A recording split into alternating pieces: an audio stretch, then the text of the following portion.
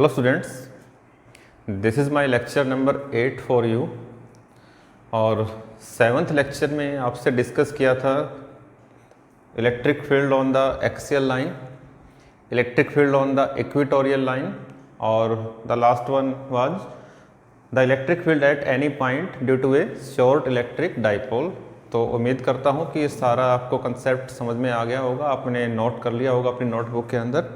और आज मैं 3 और टॉपिक्स के साथ आपके पास आ रहा हूँ, और जैसे ये टॉपिक्स आपके कंप्लीट होंगे, आपकी जो फर्स्ट यूनिट है उसका जो सेकंड चैप्टर हम कर रहे हैं इलेक्ट्रोस्टैटिक फील्ड, वो भी आज कंप्लीट हो जाएगा। तो ये भी एक इम्पोर्टेंट दिन आपके लिए है, अपनी नोटबुक आप निकाल लें और साथ साथ उसको आप नोट करते रहें। ओके, तो आज हम जो 3 टॉपिक डिस्कस करने जा रहे हैं वो जो टॉपिक्स हैं, एक तो है electric field on the axis of A uniformly charged circular ring. The second one is the torque acting on a electric dipole when placed in electric field, and the final one is the potential energy acts on a dipole.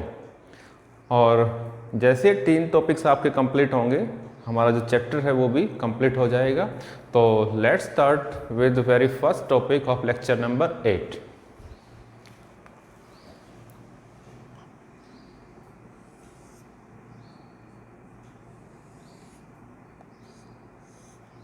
अपनी notebook आप निकाल लें और साथ साथ आप इसको note करें।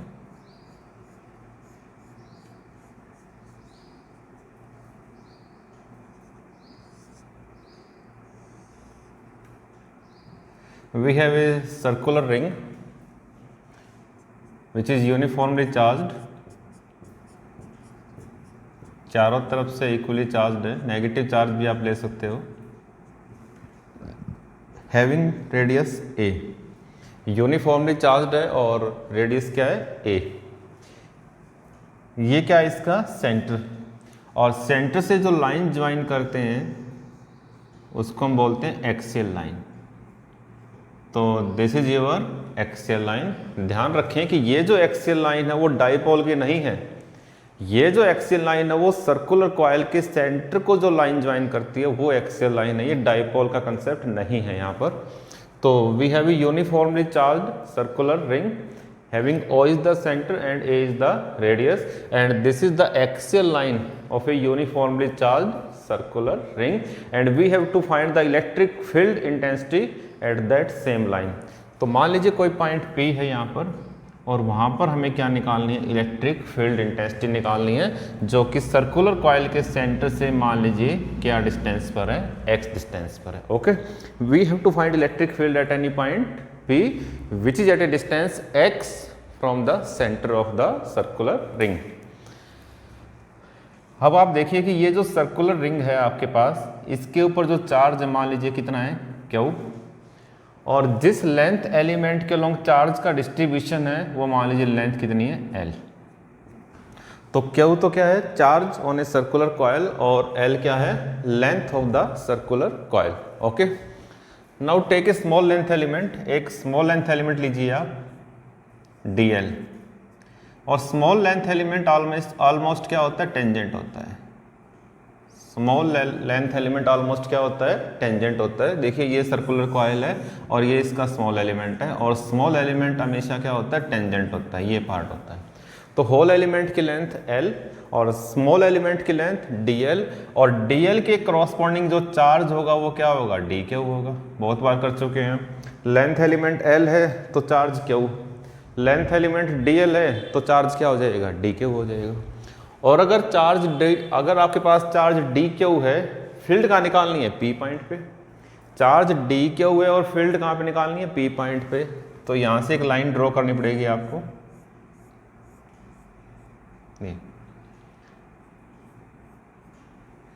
ये देखिए इधर स्मॉल लेंथ एलिमेंट के कारण चार्ज क्या हमारे पास, small dq, small length element charge भी स्मॉल, तो इलेक्ट्रिक फील्ड भी क्या होगी, स्मॉल होगी। ओके, और ये जो इलेक्ट्रिक फील्ड आपकी स्मॉल होगी, इसकी जो वैल्यू होगी वो क्या होगी, देखें इधर dE। बताएं मेरे को, कौन सा बच्चा बताएगा। Electric field due to a single charge की वैल्यू क्या होती है बताएं। Q upon 4 pi epsilon naught R square. Okay, electric field due to a single charge की वैल्यू क्या होती है? Q upon 4 pi epsilon naught R square. Clear है?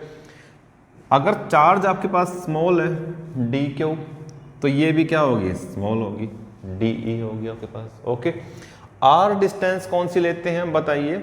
जिस पॉइंट के ऊपर आपको इलेक्ट्रिक फील्ड निकालनी है और जिसके कारण निकालनी है। इलेक्ट्रिक फील्ड हमेशा क्या होती है? Due to a single charge होती है। और सिंगल चार्ज कहां पर है आपका? इस पॉइंट के ऊपर। मान लो पी पॉइंट है ये आपका, ये पी पॉइंट है आपका, मान लीजिए। ओके, तो सिंगल चार्ज आपका पी पॉइंट पर है। पी तो ये मान रखा हमने, ए मान लीजिए, इसको कुछ मान लीजिए आप। पी पॉइंट तो यहां पर है और ए यहां पर है। इलेक्ट्रिक फील्ड आपको कहां पे निकालनी है? पी पॉइंट पे, ड्यू टू दैट चार्ज। तो डिस्टेंस क्या हो जाएगी? ये हो जाएगी। तो ये हमने आर मान ली। आर क्या होगा ये बताइए? ये आपके पास क्या है? ए। ये क्या आपके पास? एक्स। तो आर क्या होगा आपके पास बताइए? Root of A square plus क्या होगा? एक्स स्क्वायर हो जाएगा। ओके, तो आर की वैल्यू हम यहाँ पे पुट कर देंगे तो हमारे पास क्या आ जाएगी? इलेक्ट्रिक फील्ड आ जाएगी। क्लियर? अब एक बार दोबारा देखें इस चीज़ को, ध्यान दीजिए एक मिनट के लिए। हम जो टॉपिक कर रहे हैं इस टाइम, वो कर रहे हैं electric field on the axis of A uniformly charge circular coil. Uniformly charge circular ring है ये, और इलेक्ट्रिक फील्ड किस पे निकाल रहे हैं? एक्सिस पे निकाल रहे हैं। ओके, तो ओ क्या है इसका? सेंटर। ए क्या है इसका? रेडियस। और इलेक्ट्रिक फील्ड किस पे निकालनी है? एक्सियल लाइन पे निकालनी है। और एक्सियल लाइन पे कौन सा पॉइंट है? पी। तो पी पॉइंट पर आपको क्या निकालनी है? इलेक्ट्रिक फील्ड निकालनी है, जो कि सर्कुलर कॉइल के सेंटर से क्या डिस्टेंस पर है? एक्स पर है। ओके, होल एलिमेंट की लेंथ एल, स्मॉल एलिमेंट की लेंथ dl, होल पे चार्ज Q, स्मॉल पे चार्ज dq। हमें जो स्मॉल एलिमेंट यहाँ पे बेटा सिलेक्ट करना है, सुन लीजिए, हमें जो स्मॉल एलिमेंट यहाँ पर सेलेक्ट करना है वो ऐसे सेलेक्ट करना है कि ताकि एक राइट एंगल ट्रायंगल की फॉर्म बने। अगर हम यहाँ पे लेंगे dq, तो वो आपकी राइट एंगल ट्रायंगल की फॉर्म में नहीं बनेगी। अगर उसकी फॉर्म में नहीं बनेगी तो हम ना तो साइन निकाल सकते हैं, ना हम कॉस निकाल सकते हैं, यानी कोई पैरामीटर हम नहीं निकाल सकते बिना राइट एंगल ट्रायंगल के। तो dq को ऐसे पॉइंट पर आपको सेलेक्ट करना पड़ेगा कि वो विद रिस्पेक्ट टू p क्या हो? राइट एंगल की फॉर्म में हो, राइट एंगल ट्रायंगल की फॉर्म में हो, ताकि सारे पैरामीटर हम यहाँ से इजीली फाइंड आउट कर सकें। ओके, अब देखिए इधर, electric field due to a single charge, पता है आपको वैल्यू क्या होती है? Q upon 4 pi epsilon naught R square. लेकिन चार्ज अगर स्मॉल है तो क्या हो जाएगा? de।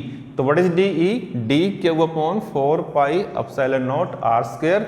और इस de की वैल्यू यहाँ पुट करें आप तो क्या होगा? देखिए इधर, dq upon 4 pi epsilon not क्या होगा? आर स्क्वायर होगा।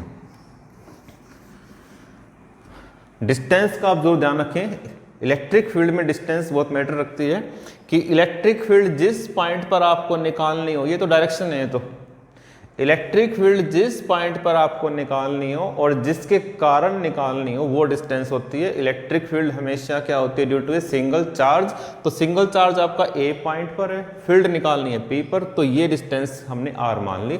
ये क्या था? एक्स, ये क्या है? ए। तो आर क्या होगा? Root of A square plus X square हो जाएगा। ओके, अब देखिए, ये जो आपके पास स्मॉल इलेक्ट्रिक फील्ड है, this small electric field makes an angle theta with the axis of the circular coil. बहुत ही इंपॉर्टेंट है, ये जो स्मॉल इलेक्ट्रिक फील्ड है, ये जो स्मॉल इलेक्ट्रिक फील्ड है, ये सर्कुलर कॉइल के एक्सिस के अलोंग किस एंगल पर है? थीटा एंगल पर है। तो we have two component of DE। तो हमारे पास DE के दो कंपोनेंट होंगे। कौन कौन से होंगे बताइए? एक तो क्या होगा? DE cos थीटा, और दूसरा क्या होगा? DE sin theta. वैसे भी हमें कोई मतलब नहीं है यहाँ पर साइन कंपोनेंट से। क्यों नहीं है? क्योंकि इलेक्ट्रिक फील्ड आपको एक्सिस पे निकालनी है, और एक्सिस के क्रॉसपोंडिंग कौन सा कंपोनेंट है आपके पास? इसके अगर हम दो कंपोनेंट दिखाएं आपको, तो ये कौन सा होगा बताइए? DE cos थीटा, जिसके लोग एंगल होता है वो क्या होगा? H कंपोनेंट होगा, यानी कि cos थीटा होगा। और ये नीचे वाला आपके पास क्या होगा बताइए? DE sin थीटा होगा। You have to find electric field on the axis of A circular coil. अगर एक्सिस पे इलेक्ट्रिक फील्ड निकालनी है तो हमें साइन कंपोनेंट से कोई मतलब नहीं है। एक्सिस के क्रॉसपोंडिंग जो कंपोनेंट है हमारे पास वो क्या है? DE cos theta. तो we have net electric field only due to cos component. तो जो नेट इलेक्ट्रिक फील्ड होगी आपकी वो क्या होगी, डी ई कॉस थीटा।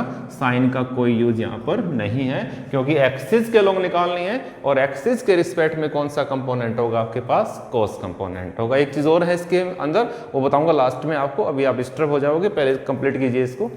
तो डी ई क्या होगा, डी ई कॉस थीटा।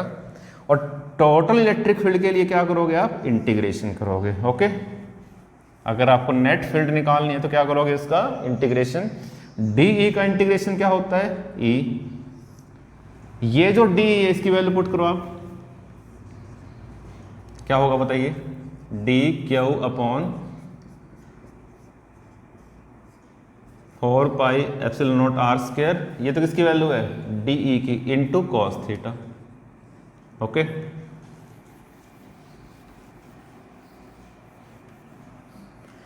अब आप सॉल्व करें इसको। E इज इक्वल टू, जिसका इंटीग्रेशन पॉसिबल नहीं है उसको बाहर निकालें आप।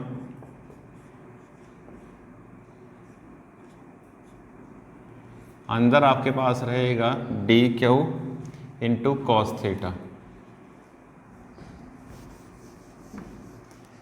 1/4 pi epsilon naught R square बाहर निकाल लिया, अंदर क्या रह जाएगा, D Q cos theta. Cos theta का इंटीग्रेशन पॉसिबल नहीं है, अगर कॉस थीटा के साथ होता डी थीटा तब पॉसिबल होता, तो कॉस थीटा को भी आप बाहर निकाल सकते हैं क्योंकि इसका इंटीग्रेशन ही पॉसिबल नहीं होगा। 1/4 pi epsilon naught R square into cos theta, और यहाँ क्या बचेगा आपके पास, डी क्यू बचेगा। ओके, और देखें आप, E is equal to 1/4 pi epsilon naught R square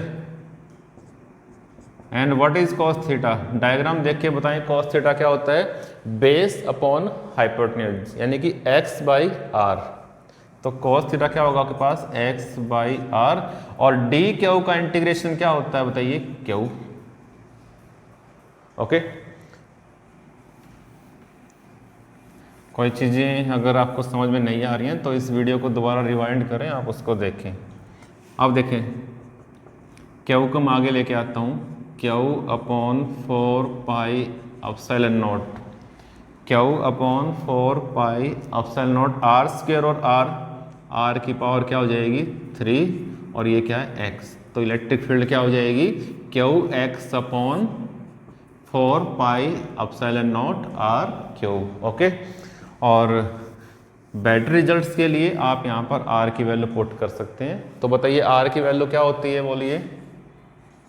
R की वैल्यू क्या होती है, root of a square plus X square. अगर रूट को हम यहाँ से हटा दें तो R की वैल्यू क्या हो जाएगी 1/2, और यहाँ पर R की वैल्यू कितनी है 3, तो 3/2 हो जाएगी। करें value put, and the final result is Q X upon 4 pi epsilon not a square plus X square की पावर 3/2। ओके, तो R की वैल्यू ये होगी, अगर R की पावर 3 निकालनी है तो क्या हो जाएगी 3/2 हो जाएगी। तो this is your very first article, very first result. कौन सा है, electric field on the axis of A uniformly charge circular ring. ध्यान रखिए कि एक्सिस के लोग निकालनी है तो हमें जो एक्सिस के लोग कंपोनेंट है उसी से मतलब है हमें, और जो दूसरे कंपोनेंट है उससे मतलब नहीं है। और ज़्यादा एग्जैक्ट करना है आपको तो क्या कर सकते हो कि नीचे भी इस लाइन को दिखा सकते हो, नीचे भी, यहाँ भी रेडियस ए आएगा, ये भी ऐसे जाएगा आपके पास, ये क्या होगा वही कॉस होगा, ये क्या होगा साइन। तो साइन कंपोनेंट आपके क्या हो जाएंगे, कैंसल आउट हो जाएंगे, और हमारे पास फिर वही रहेगा कौन सा कंपोनेंट, कॉस कंपोनेंट। ध्यान रखें कि कॉस कंपोनेंट ऐड अप नहीं होंगे। कहीं आप सोचते हो कि ये डी ई कॉस थीटा है, जो ऊपर आएगा वो भी डी ई कॉस थीटा होगा इधर वाला, तो दोनों ऐड हो जाएंगे क्योंकि यूनिफॉर्मली चार्ज है, अलग अलग चार्ज नहीं है। अगर हम बात करें डाइपोल की तो माइनस के अलग होता है, प्लस के अलग होता है, लेकिन यहाँ पर यूनिफॉर्मली चार्ज का डिस्ट्रीब्यूशन है तो आपकी जो इलेक्ट्रिक फील्ड है वो 2 टाइम यहाँ पर नहीं होगी। तो ये देखें आप कि जो नेट इलेक्ट्रिक फील्ड हमारी वो होगी ड्यू टू कॉस कंपोनेंट। तो D E is equal to D E cos theta. जो डी ई का मैग्नीट्यूड है उसकी वैल्यू पुट करें आप, इस डायग्राम को देख के निकालें कॉस थीटा, और जिसका इंटीग्रेशन पॉसिबल नहीं है उसको बाहर निकाल दें, जिसका पॉसिबल है उसको आप अंदर रखें, और जो रिजल्ट हमारे पास आएगा फर्स्ट टॉपिक का वो क्या आएगा, क्यू एक्स अपॉन, याद रखें 4 pi epsilon not a square plus X square की पावर 3/2। इंपॉर्टेंट पॉइंट बता दूं कि जो x है वो क्या है पता होना चाहिए आपको, ऊपर x है नीचे A square plus X square. x क्या है बताइए, जिस पॉइंट पर आपको इलेक्ट्रिक फील्ड निकालनी है, ठीक है, किस पे निकालनी है, P पॉइंट पे। कहाँ से, from the centre of the circular ring. तो सर्कुलर रिंग के सेंटर से लेकर P पॉइंट तक की डिस्टेंस कितनी है, x डिस्टेंस है आपकी, और a क्या है, इसका रेडियस है, सर्कुलर कॉइल का रेडियस कितना है आपके पास, a। तो ये था आपका फर्स्ट टॉपिक, आपने इसको नोट कर लिया होगा, समझ में आपको आ गया होगा। अब स्टार्ट करते हैं सेकेंड टॉपिक आज का, लिखिए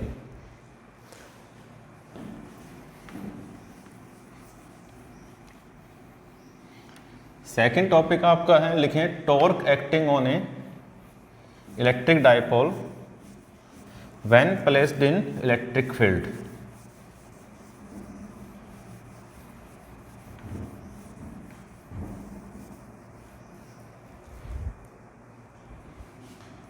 second one is torque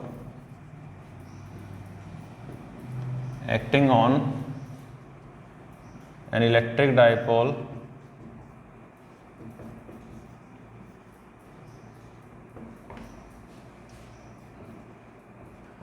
when placed in electric field।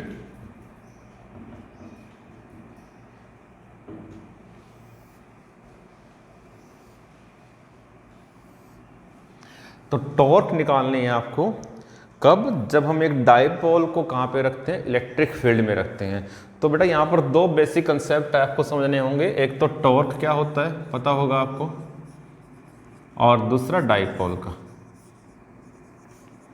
तो इस टॉपिक को करने से पहले दो इंपॉर्टेंट बेसिक्स आपको पता होना चाहिए कि टॉर्क क्या होता है और डाइपोल क्या होता है। डाइपोल का पता है आपको, it is a pair of equal and opposite charge having some small distance two A, और डाइपोल मोमेंट को हम पी से लिखते थे, याद हो आपको, क्या था वो, it is the product of either of the charge and the distance between two charge। it is the product of either of the charge and the distance between two charge। वो तो क्या होता है, डाइपोल मोमेंट होता है।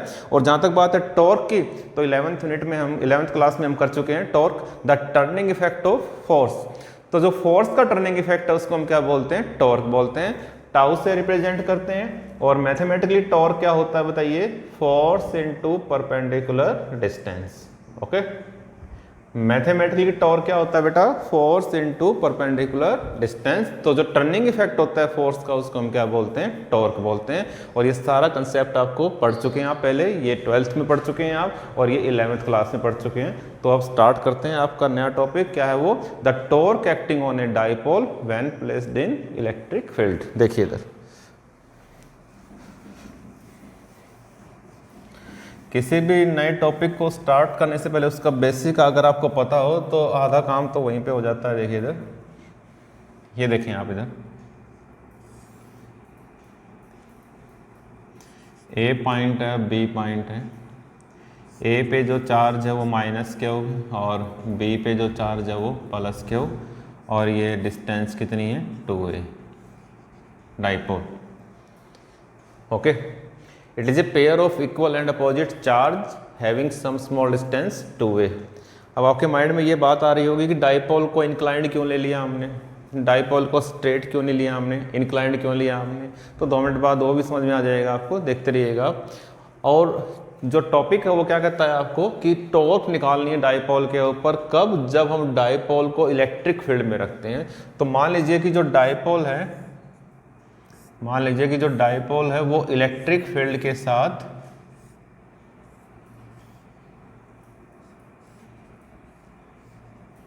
जो dipole है वो इलेक्ट्रिक फील्ड के साथ किस एंगल पर है आपका, थीटा एंगल पर है। ये आपके पास डाइपोल है। ओके, क्या है ये, dipole which makes an angle theta with the direction of electric field.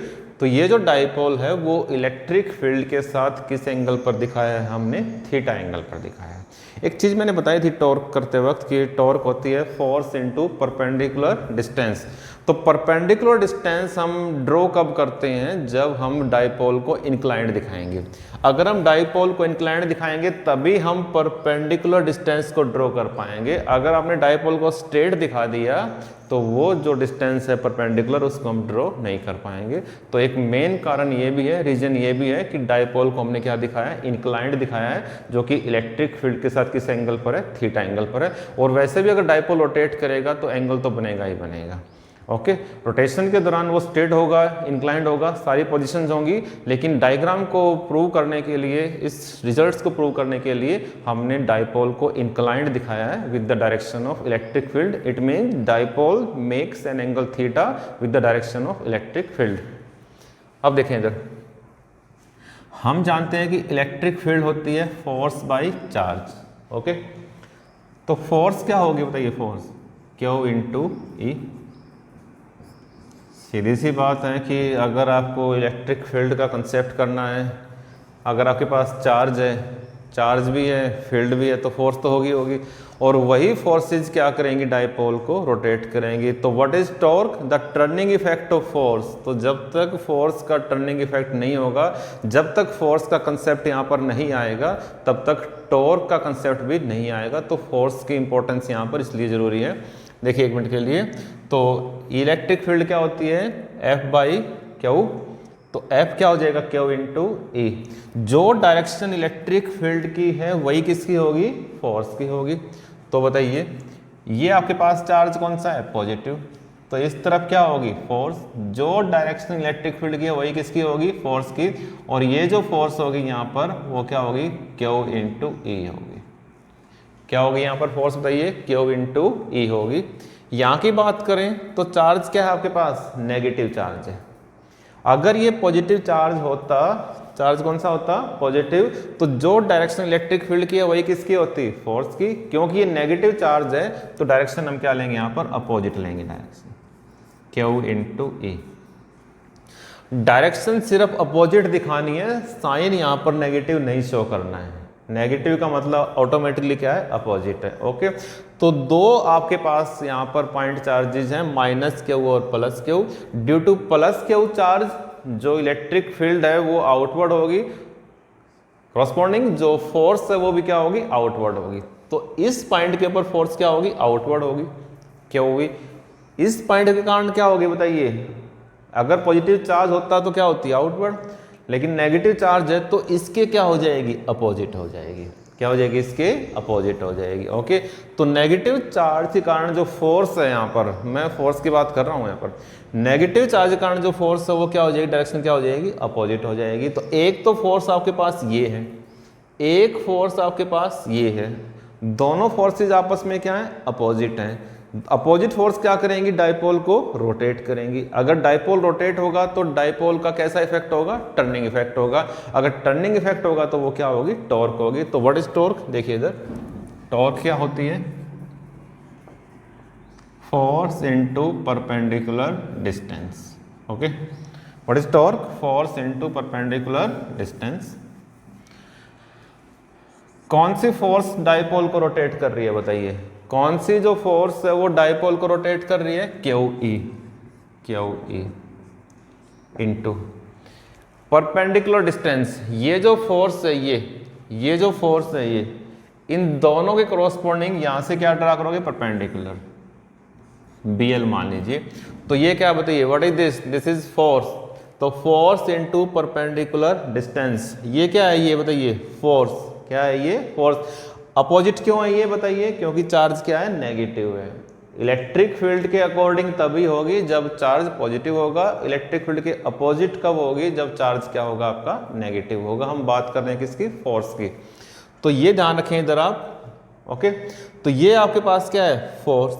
तो ये क्या कहलाएगी, परपेंडिकुलर डिस्टेंसेज। यानी कि दोनों केसेस में ये फोर्स हो या फिर ये फोर्स हो, दोनों केसेस में ये क्या होगी, आपकी परपेंडिकुलर डिस्टेंस होगी। तो क्यू ई इंटू क्या आएगा आपके पास, बी एल आएगा। तो what is B L, perpendicular distance. अब देखें आप इधर, ये साइन लगाएंगे बाद में वेक्टर का, अभी नहीं लगा रहे हूँ। तो क्यू ई इंटू वैक्टर का साइन लगाएंगे बाद में, Q E into B L. अब देखिए यहाँ पर बी एल आपको निकालना है, जो पैरामीटर आपको निकालना है उसको ऊपर रखिए, पता होता है आपको। बी एल आपको निकालना है, किसका पता है आपको, ए बी का। डाइपोल की जो लेंथ है कितनी है, 2a। बी एल निकालना और ए बी का पता है, तो B L by A B अगर आप देखोगे डायग्राम के अंदर, इस राइट एंगल ट्राइंगल के अंदर, तो B L by A B आपके पास क्या आएगा, साइन थीटा आएगा, परपेंडिकुलर बाई हाइपोटेन्यूज। तो बी एल यहाँ से क्या आ जाएगा, बी एल बताइए, बी एल आ जाएगा यहाँ से ए बी साइन थीटा।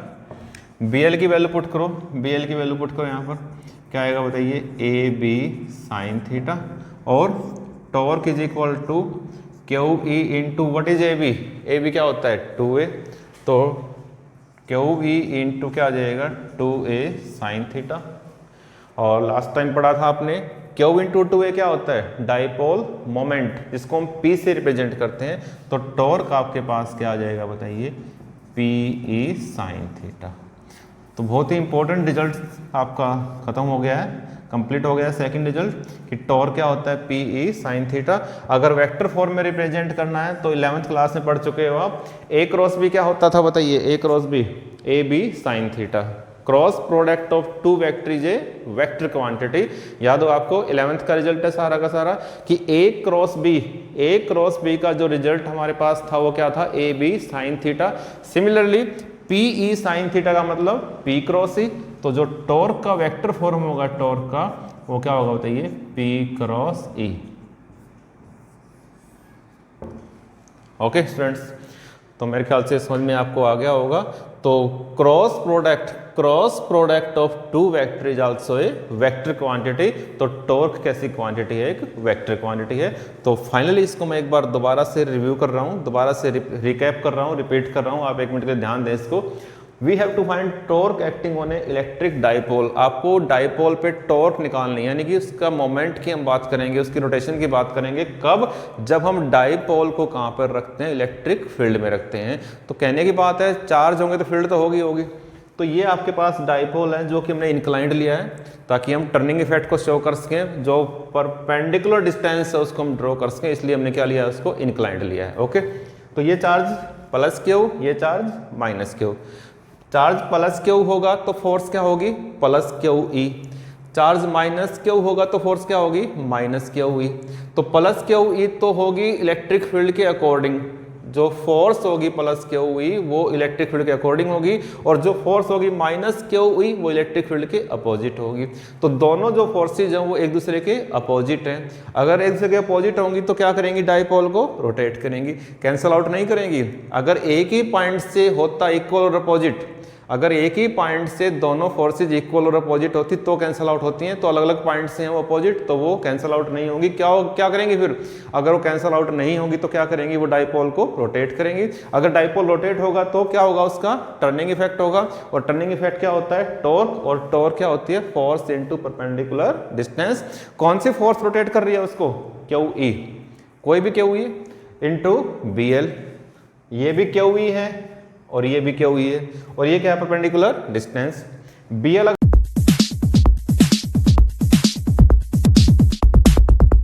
निकालोगे, B L by A B क्या होता है, साइन थीटा। तो बी एल क्या आ जाएगा, ए बी साइन थीटा। तो Q E into A B sine theta. And what is A B, 2a।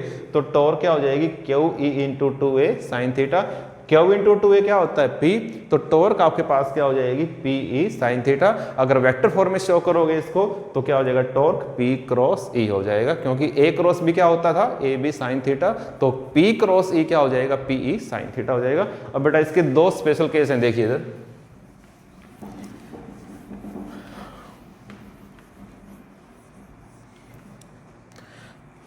As we know that torque is equal to PE sin theta. Okay, तो पहला case हम करेंगे stable equilibrium का।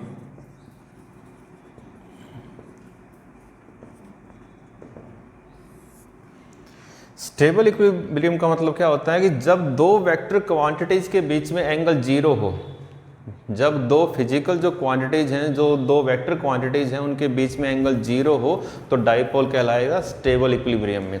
यानी कि ये जो डाइपोल है वो इंक्लाइंड होने की बजाय ऐसे हो, बिल्कुल स्ट्रेट हो, यानी कि इलेक्ट्रिक फील्ड के साथ 0 डिग्री एंगल पर हो, तो that equilibrium is known as the stable equilibrium. और थीटा कितना होगा? 0। सीधी सी बात है कि दो वेक्टर क्वांटिटीज के बीच में अगर एंगल 0 डिग्री होगा तो थीटा की वैल्यू यहाँ पर क्या पुट करोगे? 0। तो वो जो आपका डाइपोल है वो किस में कहलाएगा? स्टेबल इक्विलिब्रियम में कहलाएगा।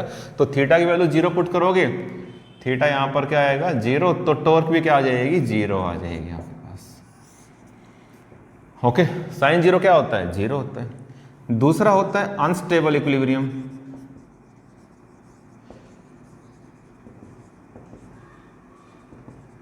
सेकंड क्या होता है बेटा? Unstable equilibrium. अनस्टेबल की बात करें तो दो वेक्टर क्वांटिटीज के बीच में एंगल कितना होता है? 180 होता है। उल्टा हो जाएगा, यानी कि डाइपोल और इलेक्ट्रिक फील्ड आपस में क्या हो जाएंगी? अपोजिट हो जाएंगी। कितना एंगल होगा? 180। तो थीटा होगा 180। अगर थीटा की वैल्यू 180 पुट करोगे तब भी टॉर्क 0 आएगी, क्योंकि साइन 180 भी क्या होता है? 0। साइन 180 भी 0 होता है और साइन 0 भी क्या होता है? 0 होता है। तो ये समझ में आ गया होगा आपको कि स्टेबल इक्विलिब्रियम कब होता है? जब दो फिजिकल क्वांटिटीज के बीच में एंगल कितना हो? 0 डिग्री हो। अनस्टेबल कब होता है? जब कितना एंगल हो? 180 डिग्री हो। लेकिन अगर हम टॉर्क की बात कर रहे हैं तो टॉर्क दोनों केसेस में 0 होगी, स्टेबल या फिर अनस्टेबल, क्योंकि स्टेबल में एंगल कितना है? 0 डिग्री, और अनस्टेबल में कितना है? 180। अगर आप थीटा को 0 पुट करोगे तब भी टॉर्क 0 आएगी, अगर थीटा को आप 180 पुट करोगे तब भी वैल्यू क्या आएगी? 0 आएगी। और तीसरा स्पेशल केस है इसका कि टॉर्क मैक्सिमम कब होगी। जो लास्ट स्पेशल केस है इसका, थर्ड, कि मैक्सिमम टॉर्क पता है सभी को, थीटा 90 लेंगे हम।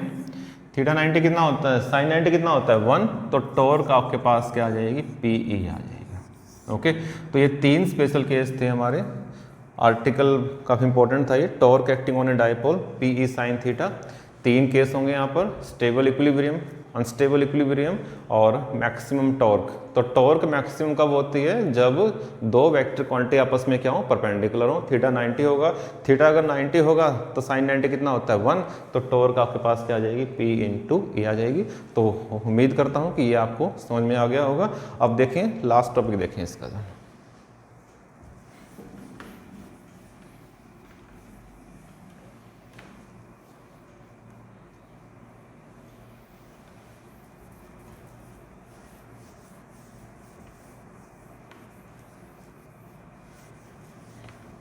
देखिए इधर, potential energy you have to find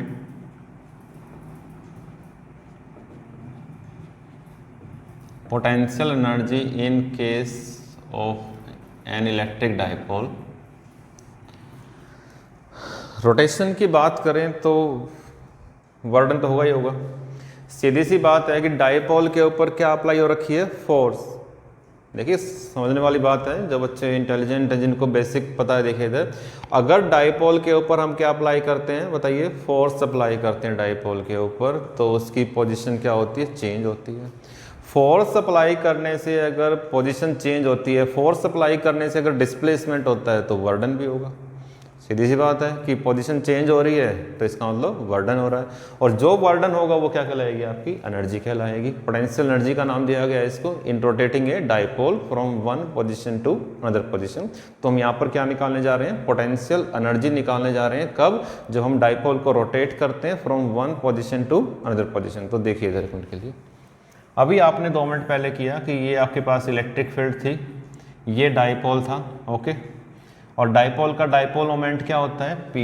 ये P पॉइंट नहीं है, ये P क्या है? डाइपोल मोमेंट है, जो कि इलेक्ट्रिक फील्ड के साथ किस एंगल पर है? थीटा एंगल पर है। ओके, ये O पॉइंट मान लीजिए।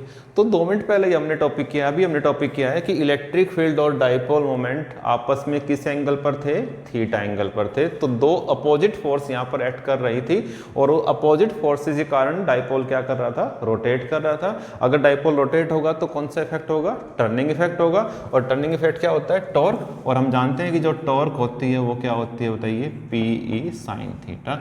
तो ये बेसिक आपको वहीं से उठाना पड़ेगा, ये बेसिक आपको वहीं से करना पड़ेगा। तो यहाँ तक का रिजल्ट इससे पहले वाले जो टॉपिक है वहाँ से आपको लेना पड़ेगा।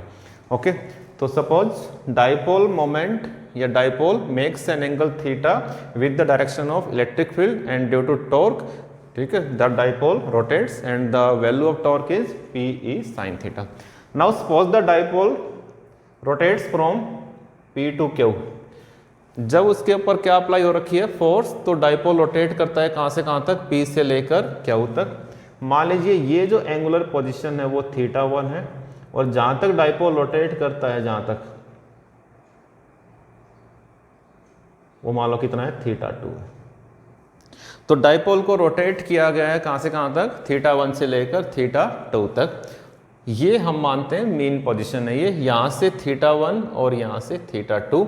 जब टॉर्क एक्ट करती है, डाइपोल क्या करता है, रोटेट करता है। ओरिजिनल पोजीशन क्या है, मान लीजिए पी पॉइंट पर है, और जब टर्निंग इफेक्ट होगा तो पोजीशन चेंज होगी उसकी, तो कहां तक पहुंच जाएगा, क्यू तक। तो मान लीजिए इलेक्ट्रिक फील्ड के रिस्पेक्ट में पी पॉइंट थीटा 1 एंगल पर है, और जहां तक उसको रोटेट किया गया वो कितना है आपके पास, थीटा 2। अगर रोटेट होगा तो वर्डन होगा, अगर वर्डन होगा तो कौन सी एनर्जी होगी, पोटेंशियल एनर्जी होगी। तो देखिए क्या होगी वो, बताइए, वर्डन क्या होता है, force into displacement. Okay, small displacement होगा तो वर्डन भी क्या होगा, स्मॉल होगा, पता है सभी को।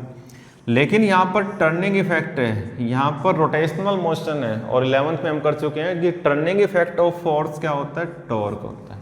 और जो टर्निंग इफेक्ट होता है वो एंगल के थ्रू होता है, ना कि लीनियर होता है, ठीक है ना। जो टर्निंग इफेक्ट है, जो रोटेटिंग इफेक्ट है, वो एंगल के थ्रू होता है, और एंगल के थ्रू होगा तो क्या आएगा, डी थीटा आएगा। तो ये रिजल्ट हम कर चुके हैं 11th के अंदर कि डी डब्ल्यू क्या होता है, टॉर्क इंटू डी थीटा। कैसे, फिर देखिए एक मिनट के लिए, वर्डन होता है फोर्स इंटू डिस्प्लेसमेंट। अगर स्मॉल डिस्प्लेसमेंट है तो वर्डन भी क्या होगा, स्मॉल। लेकिन ध्यान रखें, ये इस टॉपिक के अंदर ये जो फोर्स हम कर रहे हैं ये फोर्स नहीं है, इस फोर्स का टर्निंग इफेक्ट है। अगर टर्निंग इफेक्ट होगा फोर्स का तो वो क्या कहलाएगी, टॉर्क कहलाएगी। और टर्निंग इफेक्ट जो होता है वो एंगल के थ्रू होता है, ना कि लाइन के अलॉन्ग होता है। तो एंगल के थ्रू जो डिस्प्लेसमेंट होता है उसको हम क्या बोलते हैं, एंगुलर डिस्प्लेसमेंट बोलते हैं, जो कि डी थीटा होगा, ना कि डी एस होगा। तो एक्चुअल जो फॉर्म होगी यहाँ पर वर्डन की वो क्या होगी आपके पास, टॉर्क इंटू डी थीटा होगी। ये वैल्यू पुट करें यहां पर टॉर्क की, आप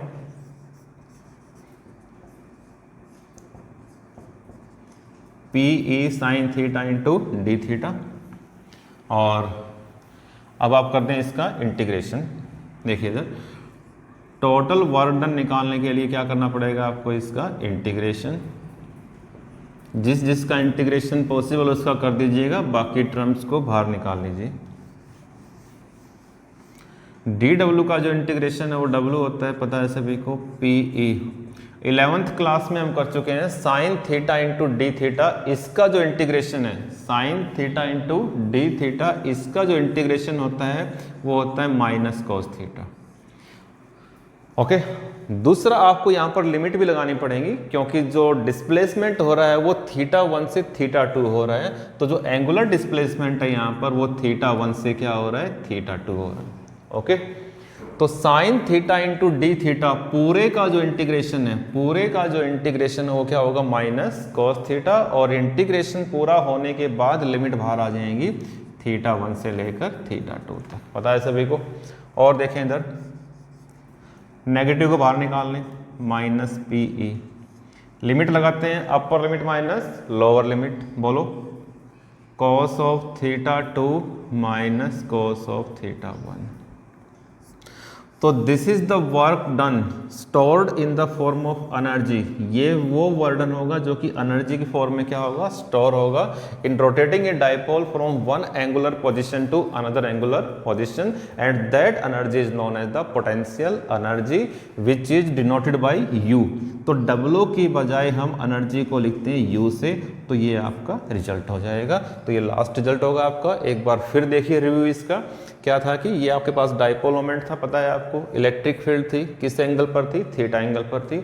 जब दोनों तरफ लगेगी फोर्स डाइपोल के, तो डाइपोल क्या करेगा, रोटेट होगा, रोटेट होगा तो टर्निंग इफेक्ट होगा, टर्निंग इफेक्ट होगा तो टॉर्क होगी, और टॉर्क क्या होती है, P E sine theta. Okay, जब डाइपोल रोटेट कर रहा है from one position to another position तो वर्डन होगा, और वर्डन क्या होगा बताइए, torque into D theta. Torque की वैल्यू पुट करोगे P E sin theta into D theta. Rotation कहाँ से कहाँ तक है, थीटा 1 से थीटा 2 तक। डी डब्ल्यू का इंटीग्रेशन W P E बाहर आ जाएगा। Sine theta into D theta का जो इंटीग्रेशन होगा वो क्या होगा, माइनस कॉस थीटा, और लिमिट बाहर आ जाएंगी थीटा 1 से थीटा 2। माइनस को बाहर निकाल लो तो क्या आ जाएगा, minus P E cos theta 2 minus cos theta 1। And this work is stored in the form of energy known as the potential energy, और उसको हम रिप्रेजेंट किसे करते हैं, U से। तो यहाँ पर W को हम रिप्लेस किससे करेंगे, U से। तो ये आपके पास क्या आ जाएगा, नेट वर्क डन आ जाएगा in rotating a dipole from one angular position to another angular position. Okay, अब देखें इधर, इसके भी एग्जाम में स्पेशल केस आ सकते हैं। आपको यहाँ तक करना है, बस एग्जाम में आपको यहाँ तक करना है अगर पूछें आपसे। लेकिन अगर वो और इससे एडवांस पूछें आपसे कि शुरू में मान लीजिए डाइपोल था इलेक्ट्रिक फील्ड के पैरेलल, जो इनिशियली है स्टार्टिंग में जो डाइपोल था वो इलेक्ट्रिक फील्ड के पैरेलल था, इसका मतलब थीटा 1 कितना होगा, 0, और 90 डिग्री तक रोटेट किया गया है, यानी कि थीटा 2 कितना होगा, 90। तो ये वैल्यू आप यहाँ पर पुट कर सकते हो, थीटा 1 के स्थान पर 0 डिग्री और थीटा 2 के स्थान पर 90 डिग्री। पूछ सकते हैं आपसे कि डाइपोल को रोटेट किया गया है 60 डिग्री से 90 डिग्री तक, यानी कि स्टार्टिंग जो एंगल था कितना था, 60 डिग्री, यानी कि थीटा 1 कितना है, 60 डिग्री, और थीटा 2 कितना है, 90। तो थीटा 1 के स्थान पर क्या पुट करोगे, 60 डिग्री, और एक स्थान पर 90 डिग्री। तो डिफरेंट एंगल्स की वैल्यू पुट करके हम डिफरेंट पोटेंशियल एनर्जी यहाँ से फाइंड आउट कर सकते हैं। तो उम्मीद है कि ये आपको समझ में आ गया होगा। एक छोटा सा केस और हम कर रहे हैं, एक छोटा सा इंपॉर्टेंट पॉइंट हम और आपसे डिस्कस कर रहे हैं। हालांकि तीनों टॉपिक्स हमारे कंप्लीट हो गए हैं, लेकिन एक और चीज़ मैं छोटी सी आपके लिए अलग से लेके आया हूँ, उसको और नोट करें आप 1 मिनट के लिए।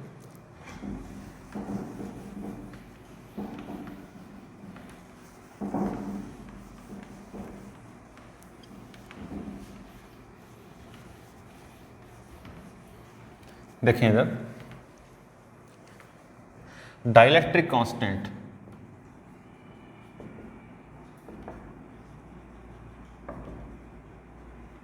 Dielectric constant in terms of electric field. Okay बेटा, dielectric constant in terms of electric field. बताइए, electric field due to a single charge क्या होती है, के क्यू बाई आर स्क्वायर, और के की वैल्यू होती है 1/4 pi epsilon naught R square. तो इलेक्ट्रिक फील्ड क्या होगी, due to a single charge Q/4 pi epsilon naught R square. Permittivity किसमें है बेटा, ये फ्री स्पेस में। तो this is the electric field in the free space. वही जैसे लास्ट टाइम हमने किया था in case of Coulomb law, वहां पर क्या था, F नॉट था, यहाँ पर क्या है, E नॉट है। वहां पर था ड्यू टू 2 चार्ज, यहाँ पर है ड्यू टू सिंगल चार्ज। और अगर हम चार्ज पार्टिकल्स को रखें मीडियम में तो क्या होगा बताइए, Q/4 pi epsilon m into क्या होगा, आर स्क्वायर। अब देखिए काफी इंपॉर्टेंट है, अब बच्चे अगर इसको EM बोलेंगे, अगर इसको बच्चे EM बोलेंगे तो इसको क्या बोलेंगे, तो गलती नहीं करनी है, इसको बोलना है एप्सिलॉन m। क्या बोलोगे इसको, एप्सिलॉन m, और ये EM। This is the permittivity in the medium and this is the electric field in the medium. वहां पर था F नॉट और FM, फर्स्ट चैप्टर में F नॉट और FM था, यहाँ पर E नॉट और EM है, और दोनों का रेशियो वही सेम चीज है। वहां पर 2 चार्ज थे, यहाँ पर सिंगल चार्ज है, और दोनों का रेशियो एक कांस्टेंट होगा जिसको हम क्या बोलते हैं, डाइलेक्ट्रिक कांस्टेंट बोलते हैं। तो दोनों को आप डिवाइड करें, यहाँ पर वही E नॉट को डिवाइड करें EM से। अगर इन दोनों को आप डिवाइड करते हो तो बताइए क्या बचेगा, वही बचेगा same, epsilon m by epsilon not. तो बेटा इसको EM नहीं बोलना है, E नॉट बाई EM क्या आएगा, epsilon m by epsilon naught, जो कि एक कांस्टेंट होगा जिसको हम डाइलेक्ट्रिक कांस्टेंट बोलते हैं, and also known as relative permittivity. एक नाम और था इसका, रिलेटिव परमिटिविटी। तो ये डाइलेक्ट्रिक कांस्टेंट आपका किसकी टर्म में, इलेक्ट्रिक फील्ड की टर्म में। तो क्या था ये बताइए, डाइलेक्ट्रिक कांस्टेंट क्या होता है, it is defined as the ratio of force in the free space to the force in the medium. लेकिन in terms of electric field it is defined as the ratio of electric field in the free space to the electric field in the medium. और further solve करेंगे तो answer क्या आएगा, epsilon m by epsilon naught, जो कि epsilon r के बराबर होगा, यानी कि रिलेटिव परमिटिविटी के बराबर होगा, also known as dielectric constant. तो ये था आपका फर्स्ट यूनिट का सेकंड चैप्टर, ये कंप्लीट हो गया, यानी कि लेक्चर नंबर 8 कंप्लीट हो गया है और लेक्चर नंबर 9 के साथ जल्दी ही आपके पास आऊँगा मैं। एक मेन टॉपिक्स आपके पास लेके आएंगे, उसके बाद हम इसको आगे प्रोसीड करते रहेंगे। तो उम्मीद करता हूँ कि जो आज पढ़ाया गया है आपको सब कुछ आपको समझ में आ गया होगा। कहीं पर कोई डाउट आपको आता है, कोई दिक्कत आती है कहीं आपको, तो आप उस चीज़ को रिवाइंड करें, उसी वीडियो को आप रिवाइंड करें और बार बार उस चीज़ को ऑब्जर्व करें, देखें, लिखें, अपने नोट्स बनाएं और घर पर रहें, सेफ रहें। उम्मीद करता हूँ कि जब हम नेक्स्ट टाइम मिलेंगे तो आप सारे स्वस्थ होंगे। तब तक के लिए bye, thank you very much.